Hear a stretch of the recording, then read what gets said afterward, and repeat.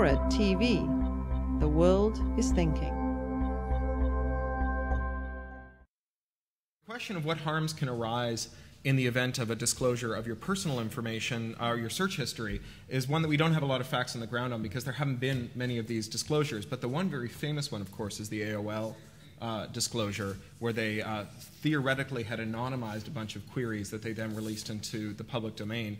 It turned out that anonymization is very difficult to do. It's a very subtle question, and much of that information was traced back. Among the queries that they disclosed: how to tell your family you're a victim of incest, surgical help for depression, how to kill your wife, men that use emotional and physical abandonment to control their partner, suicide by national gas, how to make someone hurt for the pain they cause someone else, revenge for a cheating spouse, will I be extradited from New York to Florida on a DUI charge, and my baby's father physically abuses me, right? So would it harm you if those queries were broadcast to the world? I think the answer is an unequivocal yes. I don't think that we need to spend a lot of time asking exactly how that harm would arise.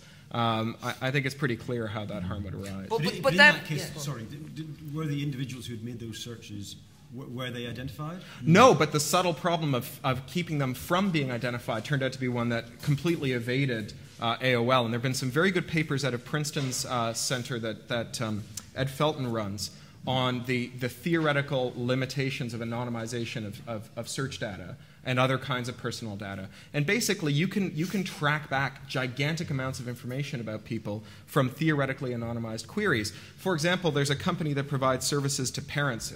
This is to what you were talking about, which was fantastic. There's a company that provides services to terrified parents that will help them spy on their children when they use the internet and keep them from saying the wrong thing to a potential sexual predator. This despite the fact that if there's a sexual predator in the room, it's almost certain to be the parent, not some stranger. That's statistically true.